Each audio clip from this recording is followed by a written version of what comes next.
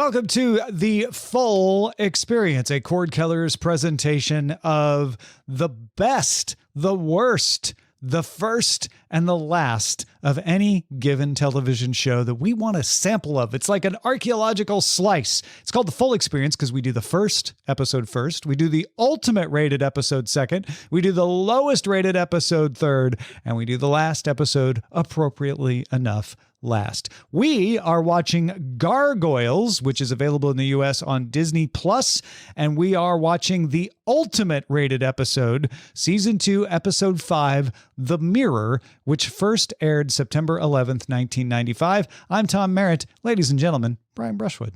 I now have a new favorite, September 11th.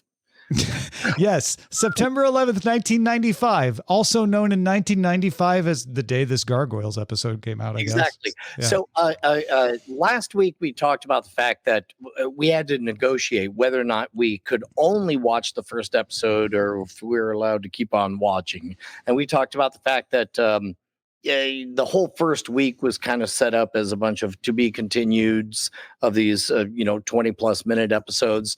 And I got to tell you, I knew everything I needed to know going into this episode to understand why it was the best episode, because this is a proto Rick and Morty episode. This is an early version of Doctor Who before most of America knew who Doctor Who was. It is playful, Shakespearean. It has some monkey paw elements to it, and it you start. Do you have anything you want to say before I start running my mouth? No, a couple of notes. I didn't realize how much Venture Brothers took from Gargoyles until we had watched these two episodes, because the henchmen with the shades who do the henching to steal the mirror and deliver it to Troy. Yeah. When it's like old and grizzled, like I've seen this a lot. Don't worry about it. Obviously Brent Spiner as Puck was a nice little, last time we didn't actually get Frakes in technically the episode that was the first, but we got him in the second episode along with Marina Sirtis. So this time we get Brent Spiner as Puck along with Marina Sirtis. And I guess she's alive because technically we don't know what happened to her going from first to ultimate. Other than that, I thought it was a solid episode. It surprised me in relation to the first week's episodes how on rails it was, relatively speaking. But there was that's not me picking it apart. It's just like, oh, I saw what this story was going to be. Whereas in the first episode, there were a lot of subtleties and little twists and turns. Let me try to say the same thing and rephrase it in a way that maybe surprises you. Okay. Most of the ultimate episodes that we encounter, there's some secret context that we're supposed to know about. This one was the absolute reverse. Yeah. If you just watch one episode of this show, it could be this one. First of all, they do the previously ons so that you kind of have a loose idea of where you are in the conflict. Yeah. Then the opening has changed where it's like, here's the game. Gargoyles, creatures by night, stone by day. We had a curse. Now we're in Manhattan. Like, you now know everything you need to know. All of the characters that we saw at the beginning are still here now. A magic Jeep Jop gets stolen from a museum, and if you know anything about Shakespearean history, they even say, I believe it's like 7-8 minutes in, they're all like, oh, you don't know about the third species? I thought everybody knew about the third species. Shakespeare even wrote about them. That's right. They're the Oberons. He even wrote about it in A Midsummer's Night Dream. That's a good play that anyone under the age of 20 should probably read. And as a result, the more you know. Exactly right.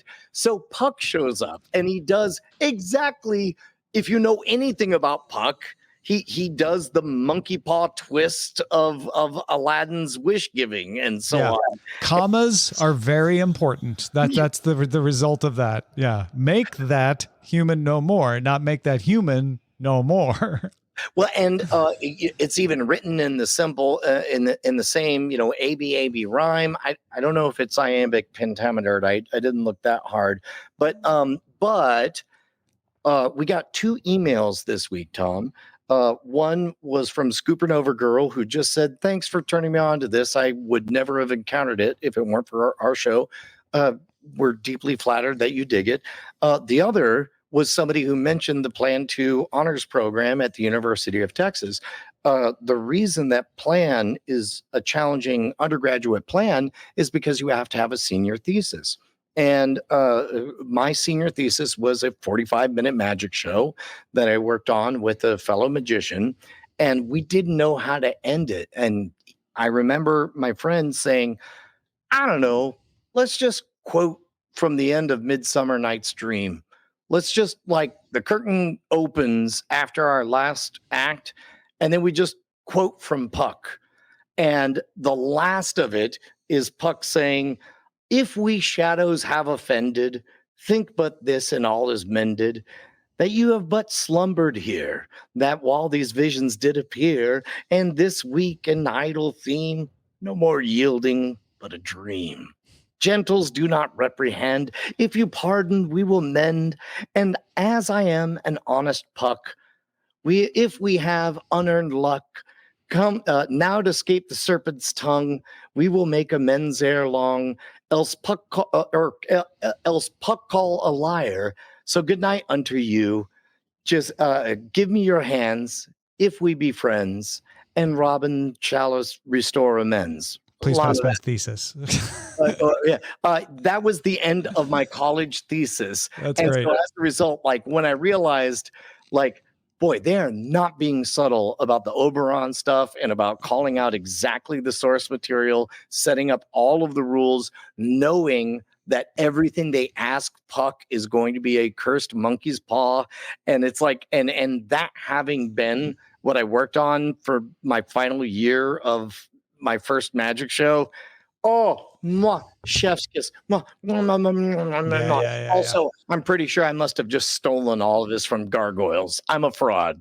Quite possible, subconsciously, I guess. But I will say I loved the turnabout, right, where we get to see the Gargoyles as humans. One of my favorite Deep Space Nine episodes ever was when Cisco is having a dream about being a sci-fi writer, and it's all the characters from Deep Space Nine, but they're out of makeup. So you get to see them as if they were humans, whether they were Klingons or Bajorans or whatever. This had that same feel of like, ooh, they got to draw Goliath as a human. They got to draw Elisa as a gargoyle. And I thought one of the nice subtle touches that did exist in this episode was having her believe, like, the curse made her believe she had always been that way, because it didn't change anything else about her.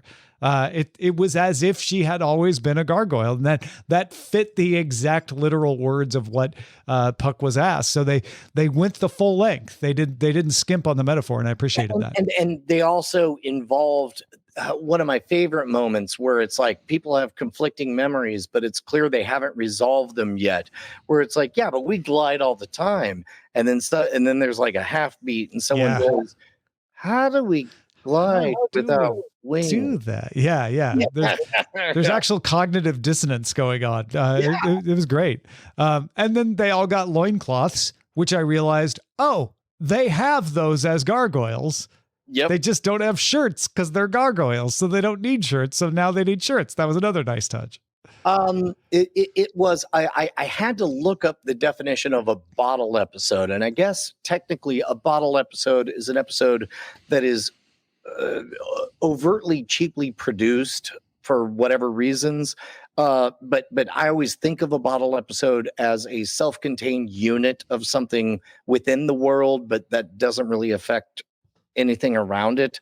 Whatever the right word for that is, cordkillers@gmail.com, is what I felt from this. And I loved it very, very much. We do have a lasting repercussion, though. which I don't know how long it's going to last, but Demona can walk during the day now. Daywalker now. But she has to be human while she does it. Yeah. And it's not clear. Another little subtlety I enjoyed. It's not clear if she understands that she'll turn back to a gargoyle at night, which is what I understood Puck to say. But then maybe I'm wrong about that too.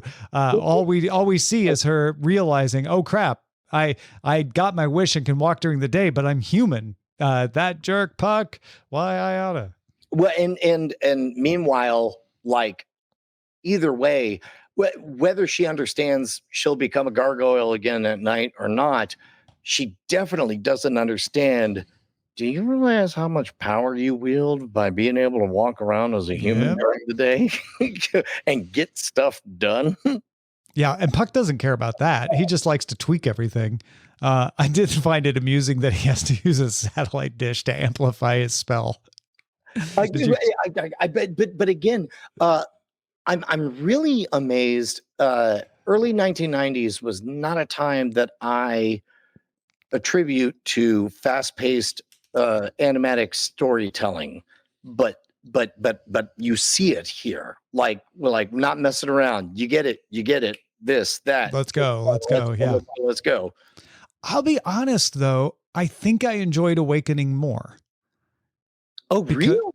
Because there was more mystery, more backstories. And when I say Awakening, I do mean more than just part one. I mean the bits that I watched past part one. We all fudged and watched a little bit more. Yeah. And so that is coloring my opinion here. That is not me saying in any way this was a disappointing watch, but I felt like, oh, okay, so this is what it's like when it settles down, right? And we have all the known players. Obviously, they're teasing a little romantic relationship with Elisa and Goliath, and he even makes a remark about how she looks so much better now that she's a gargoyle. Well, and that's the first time, like they were definitely just Sam and Diane until this episode. We saw each of them kind of, species swap. And now all of a sudden we don't know what's on the table. Yeah. Right. For the future. If magic can cause them to, be on the same page. I think it was last week that somebody recommended to us that our friend Mike TV, who was working at Universal around the time the Gargoyles was happening, was deeply involved with Exo Squad, and suggested that we make that a full experience watch. And I think what I said was the only way I would do that is if I talked to Mike and he agreed to be here in person, because I would never want to speak honestly about how I felt about a thing and not have my friend who was part of it in the room. Funny enough, over the weekend, hung out with Mike TV. Oh, really? He's very into the idea of. Oh, cool! That's great. For 4 episodes. Fantastic. All right, this is awesome. I can't wait. We should make a special thing out of that somehow. Let's talk about that in After Talk as well. Yeah, because that's cool. Okay, so the performance of Puck, I did not stick around for the credits, so I did not catch it as Brent Spiner. Although I think when I was a kid, I think I saw this episode when I was 19 or whatever, and I think I was like, of course it's Brent Spiner. They're all there. Yeah. I was only sad that we didn't get Jonathan Frakes' character at the same time because I'm selfish. But I'm certain somewhere along the way, I believe I heard of Patrick Stewart at some point in this series. But if all you do is watch the first 3 episodes at the beginning, watch this episode, 5 out of 5 stars on my end. It's excellent, prescient, animated epic storytelling, because you can also see that they're intentionally playing with tropes, and it's a blast. It's really a blast. All right. That is the ultimate experience of Gargoyles, season 2, episode 5.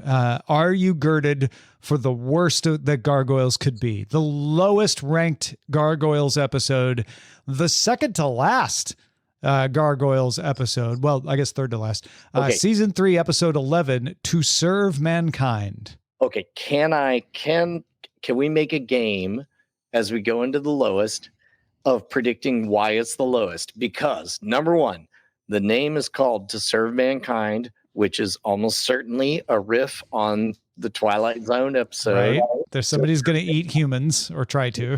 Or what seems like a gift will turn out not to be a gift. Right. But also we've seen episodes the lowest rated episode in The West Wing, you and I found fascinating. It's just that it wasn't about the character everyone wanted it to be about. And so if we're going to guess and make predictions right now, why do you think this is the lowest rated? Is it because a beloved character dies? Is it because they don't resolve a thing that everyone wanted to have resolved? Is it a delay? Is it a clip show? Ooh, I don't think it's going to be a clip show, but that's a good call. I'm going to make that a backup answer. I think it's going to be no new ground. It's going to be, this just feels like, a script that they rejected in season 1 that they pulled back out and dusted off. Like it's not going to live up to the standards of the rest of the episodes, but still be a pretty good episode. My guess, because it's season 3, episode 11, is that the perception among Gargoyles fans is this is when they were running out of ideas towards the end of the run. Okay. All right. Well, we'll go in, but maybe I'm not going to say this should be a rule, but I'm going to tell you, I'm going to watch the episode clean, and then I'm going to do some poking around. Yeah. What do you think? What do you think it's going to be? I don't know, but I know I'm going to go in clean and appreciate it for what it is. You got to make a prediction. What do you think it's going to be? It's going to be, forgive the coarse phrasing, but it's going to be a cocktease. That's what it is everybody wanted this to pay off, and it's not going to pay off. And it's not going to pay off. That's a good one too. I like that. Yeah. All right. So that is the full experience. Once again, next week on Disney Plus or whoever has Gargoyles near you, season 3, episode 11, To Serve Mankind, the lowest ranked episode of Gargoyles. We do get to know going into it. Like, remember with the Munsters, we figured out that it was pretty much a flat line and there was barely any difference between the highest and the lowest. Is there a big difference between this ultimate and this lowest? We'll find out. You get these episodes faster. You can find out faster if you're a patron. Patreon.com/Cordkillers. You get After Talk exclusively. You get these episodes early. You get to weigh in on what episodes we watch for the full experience, which we're going to have to pick another one pretty soon. So do become a patron. Patreon.com/Cordkillers. We will continue with the full experience next time. Talk to you then. Love you.